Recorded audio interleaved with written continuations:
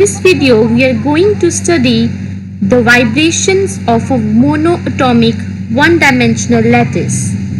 Let us begin with a simple model. Consider 5 identical atoms arranged in a straight line.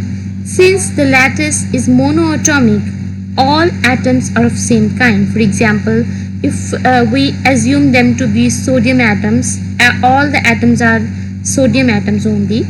Each atom is idealized as a perfectly spherical body placed at a fixed equilibrium position along the line shown here.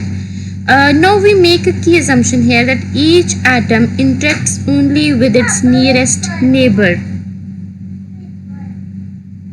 This means that the motion of one atom is influenced only by the two atoms directly adjacent to it.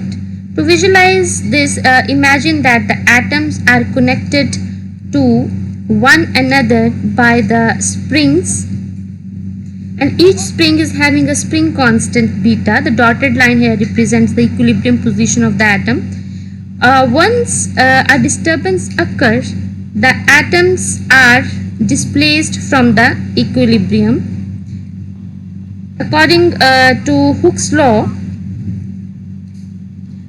if we focus on the nth atom, its displacement from the equilibrium is denoted by xn. Since this atom is influenced by its nearest neighbors, their displacement, that is xn minus 1 and xn plus 1, also affects its motion. Thus, the net force acting on the nth atom depends not only on its own displacement but also on the displacement of its neighbors. And according to Hooke's law, the restoring force is proportional to the extension in the spring. So here, this x will be calculated using xn plus 1 and xn minus 1. Okay, so expression for the force will be given by this expression, where beta is the spring constant and this term here is calculated from the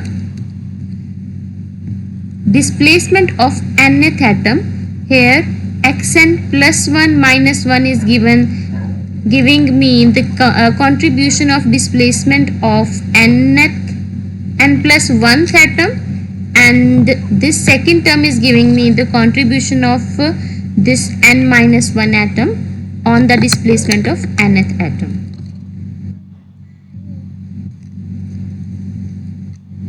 So in this expression, we will just write the left hand side as the mass into acceleration term, where acceleration is the double derivative of displacement, and solving this we will get the solution of the expression xn to be of this form, that is a exponential iota omega t minus kx, where x is equals to na. Why na? Because the interatomic distance is a, and we are talking about the displacement of nth atom. So the position of nth atom from the origin will be na. Then we will calculate the same double derivative of xn, so that we can substitute this in the above second order differential equation. We will write the expression for xn minus 1 and xn plus 1 and substitute all these values in the above equation. And next we'll be giving a little bit of mathematics here. Assume that the first term, that is the exponential iota ka, is written as delta square, where delta is a random number, and the exponential minus iota ka is gamma square. So this becomes delta square plus gamma square minus 2 delta gamma. Since delta and gamma are having same coefficient but opposite sign, so they cancel in the third term. So thus I can write this bracketed term as delta minus gamma whole square. Here delta will be exponential iota Ka by 2, and gamma will be exponential minus iota Ka by 2, and substituting all these values here will get the expression simplified in terms of this.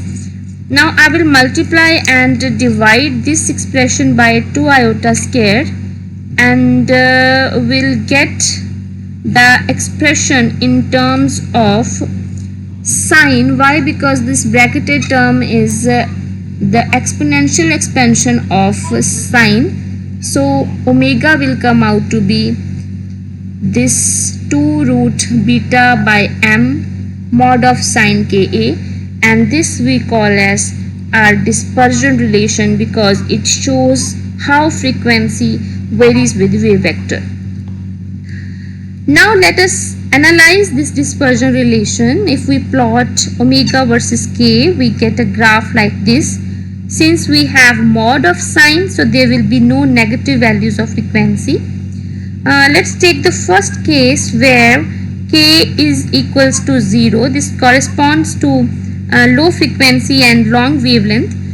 So for small theta, we know sine theta is nearly equal to theta. So sine Ka by 2 will be nearly equal to Ka by 2, and hence the expression of omega reduces to this form. Okay, so now we consider the velocities of the wave, and there are two types of velocity. One is the phase velocity and another is the group velocity. And we know that phase velocity is just the ratio of frequency with the wave vector, and group velocity gives us how frequency changes with the wave vector, that is d omega by dk. So while calculating phase velocity, we will get the expression as beta by ma, and the group velocity will also come out to be root beta by ma. So it is clear that both phase velocity and group velocity are having same values, and they are showing no dependence on the wave vector. That means for low frequency and high wavelength, the medium is non-dispersive. That means there will be no dispersion occur if the incoming wave is having low frequency, and such kind of variation is shown by the red dotted line. This is also called as light line. Now we'll be taking the second case for high frequency and short wavelength. The frequency is just given by this expression. Solving for phase and the group velocity, we will get the expression like these, and it could be seen clearly that they both phase velocity and group velocity are the function of wave vector k, and hence the medium is dispersive, and we have already plotted the curve to be of the sinusoidal form. The third case will be for the maximum possible frequency. So maximum allowed frequency will denote it as omega maximum. Omega will become maximum from the expression when sine will become maximum, and we know sine becomes maximum for sine Ka by 2 to be 1. Maximum value of sine is 1, and hence omega maximum will be 2 beta by m. Phase velocity will simply come by just dividing it by k, and group velocity will be 0 because the omega is not a function of k. So for the maximum allowed frequency, group velocity 0 means that the wave is no longer carrying energy across the crystal, even if the atoms are vibrating at maximum frequency. So this kind of wave is called as stationary wave. Next we will be talking about the brilliant zone. I hope you already have some idea what brilliant zones are. They are actually the boundaries that help us to determine the diffraction planes in the crystal. They are constructed in the reciprocal lattice, that is K space. So just as we construct a unit cell in direct lattice, in reciprocal lattice the unit cell is called as brilliant zone, which we also call as Wigner seed cell. In the direct lattice, atoms are separated by an interatomic distance a, whereas in reciprocal lattice the spacing is 2 pi by a. Now recall that the maximum frequency was for sine ka by 2, which gives the formula for k to be 2n pi by a. So these are the allowed values of k.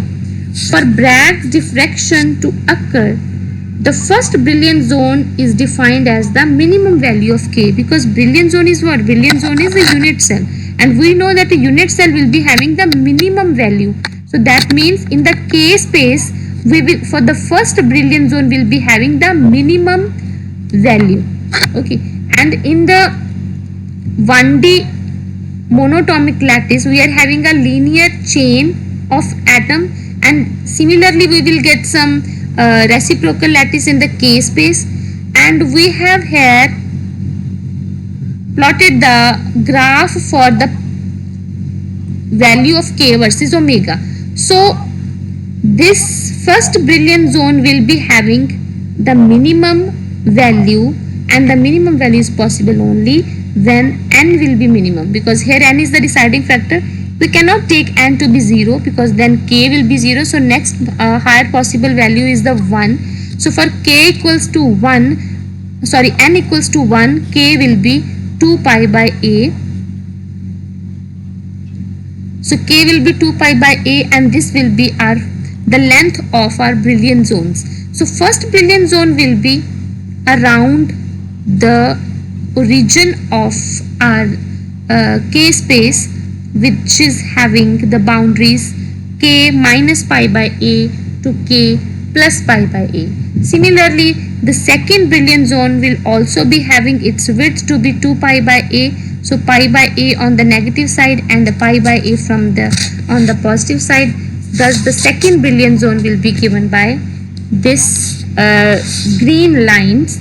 So physically this means that if the incident wave has a wave vector k falling at these frequencies, such as plus pi by a or plus 2 pi by a, there will be Bragg diffraction. So thank you everyone. In case of any doubt, you can DM me on my Instagram also, and comment in the comment section. Thank you.